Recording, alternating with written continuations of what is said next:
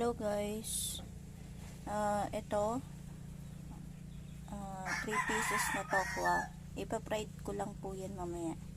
Tapos itong munggo na ito, pinakuluan ko na po siya, tapos inantay ko lang po siya magganyan.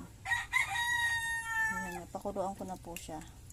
Then ang ating rekado is bawang, sibuyas at kamatis. Tapos maglalagay lang po ako ng alokbati. Then, start na po ako magluto.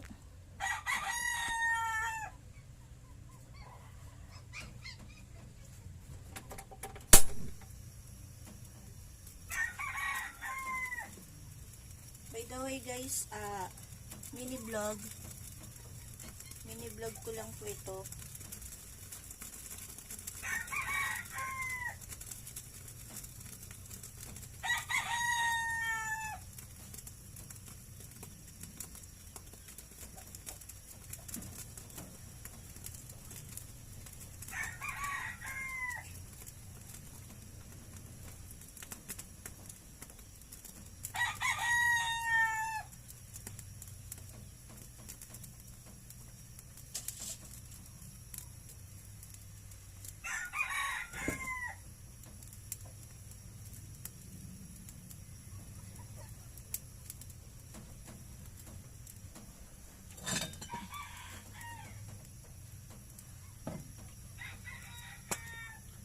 Na ang ating kawali.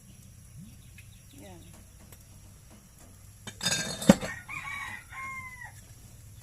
Pa-fried ko lang po muna tong tokwa. 3 piraso pala to guys. Hiwa-hiwa ko lang siya ng pa-cubes. Cubes lang siya. Para small bite lang.